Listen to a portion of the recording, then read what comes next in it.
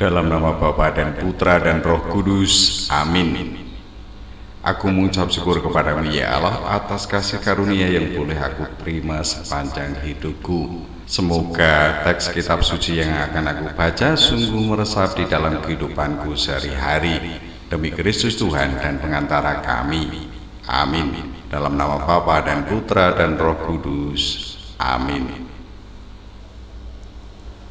Tuhan berfirman kepada Musa di dataran Moab di tepi sungai Yordan di dekat Yeriko. Perintahkanlah kepada orang Israel supaya dari milik pusaka kepunyaannya diberikan mereka kota-kota kepada orang Lewi untuk didiami. Juga haruslah kamu memberikan kepada orang Lewi tanah-tanah penggembalaan yang di sekeliling kota-kota itu.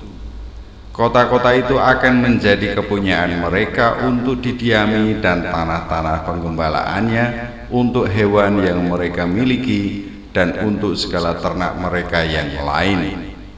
Tanah-tanah penggembalaan kota-kota yang harus kamu berikan kepada orang Lewi itu ialah dari tembok kota keluar 1000 hasta berkeliling. Di luar kota itu haruslah kamu mengukur 2000 hasta di sisi timur dan 2000 hasta di sisi selatan dan 2000 hasta di sisi barat dan 2000 hasta di sisi utara, sehingga kota itu berada di tengah-tengah. Itulah bagi mereka tanah-tanah penggembalaan kota-kota. Mengenai kota-kota yang harus kamu berikan kepada orang Lewi itu ialah 6 kota perlindungan yang harus kamu berikan, supaya orang pembunuh dapat melarikan diri ke sana. Di samping itu haruslah kamu memberikan 42 kota. Segala kota yang harus kamu berikan kepada orang Lewi itu berjumlah 48 kota, semuanya dengan tanah-tanah penggembalaannya.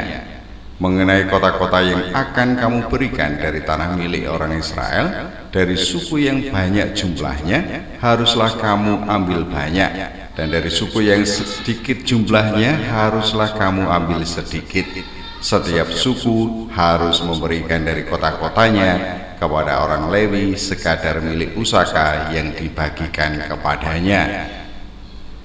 Tuhan berfirman kepada Musa, berbicaralah kepada orang Israel dan katakanlah kepada mereka, apabila kamu menyeberangi sungai Yordan ke tanah Kanaan, maka haruslah kamu memilih beberapa kota yang menjadi kota-kota perlindungan bagimu, supaya orang pembunuh yang telah membunuh seseorang dengan tidak sengaja dapat melarikan diri ke sana.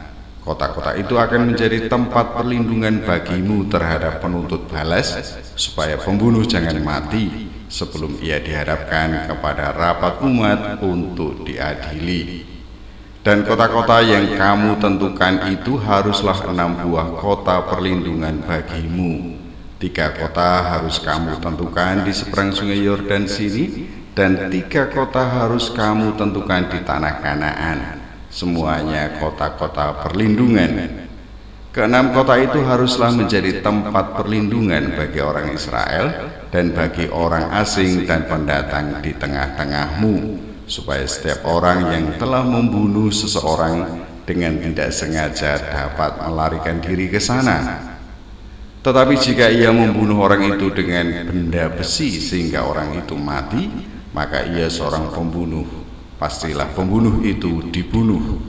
Dan jika ia membunuh orang itu dengan batu di tangan yang mungkin menyebabkan matinya seseorang sehingga orang itu mati, maka ia seorang pembunuh. Pastilah pembunuh itu dibunuh. Atau jika ia membunuh orang itu dengan benda kayu di tangan yang mungkin menyebabkan matinya seseorang sehingga orang itu mati, maka ia seorang pembunuh. Pastilah pembunuh itu dibunuh. Penuntut darahlah yang harus membunuh pembunuh itu. Pada waktu bertemu dengan dia, ia harus membunuh dia. Juga jika ia menumbuk orang itu karena benci atau melempar dia dengan sengaja sehingga orang itu mati, atau jika ia memukul dia dengan tangannya karena perasaan permusuhan sehingga orang itu mati, maka pastilah si pemukul itu dibunuh. Ia seorang pembunuh. Penuntut darah harus membunuh pembunuh itu pada waktu bertemu dengan dia. Tetapi jika ia sekonyong-konyong menumbuk orang itu dengan tidak ada perasaan permusuhan, atau dengan tidak sengaja melemparkan sesuatu benda kepadanya, atau dengan kurang ingat menjatuhkan kepada orang itu sesuatu batu yang mungkin menyebabkan matinya seseorang sehingga orang itu mati, sedangkan dia tidak merasa bermusuh dengan orang itu dan juga tidak mengikhtiarkan celakanya, maka haruslah rapat umat mengadili antara orang yang membunuh itu dan penuntut darah menurut hukum-hukum ini. Dan haruslah rapat umat membebaskan pembunuh dari tangan penuntut darah, dan haruslah rapat umat mengembalikan dia ke kota perlindungan, ke tempat ia telah melarikan diri. Disitulah ia harus tinggal sampai matinya imam besar yang telah diurapi dengan minyak yang kudus. Tetapi jika terjadi bahwa pembunuh itu keluar dari batas kota perlindungan tempat ia melarikan diri, dan penuntut darah mendapat dia di luar batas kota perlindungannya, dan penuntut darah membunuh pembunuh itu, maka tidaklah ia berhutang darah, sebab pembunuh itu wajib tinggal di kota perlindungan sampai matinya imam besar. Tetapi sesudah matinya imam besar, bolehlah pembunuh itu kembali ke tanah kepunyaannya sendiri. Itulah semuanya yang harus menjadi ketetapan hukum bagimu turun-temurun di segala tempat kediamanmu. Setiap orang yang telah membunuh seseorang haruslah dibunuh sebagai pembunuh menurut keterangan saksi-saksi. Tetapi kalau hanya satu orang saksi saja, tidak cukup untuk memberi keterangan terhadap seseorang dalam perkara hukuman mati. Janganlah kamu menerima uang tebusan karena nyawa seorang pembunuh yang kesalahannya setimpal dengan hukuman mati, tetapi pastilah ia dibunuh. Juga janganlah kamu menerima uang tebusan karena seseorang yang telah melarikan diri ke kota perlindungannya, supaya ia boleh kembali untuk diam di tanahnya sebelum matinya imam besar. Jadi janganlah kamu mencemarkan negeri tempat tinggalmu, sebab darah itulah yang mencemarkan negeri itu. Maka bagi negeri itu tidak dapat diadakan pendamaian oleh karena darah yang tertumpah di sana, kecuali dengan darah orang yang telah menumpahkannya.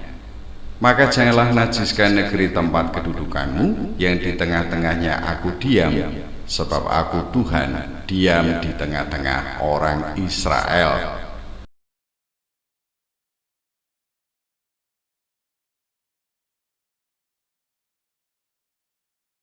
Dalam nama Bapa dan Putra dan Roh Kudus, amin.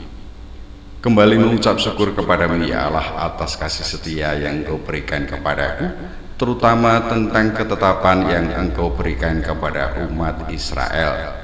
Semoga semuanya berguna di dalam kehidupanku sehari-hari, demi Kristus Tuhan dan pengantara kami. Amin. Dalam nama Bapa dan Putra dan Roh Kudus. Amin.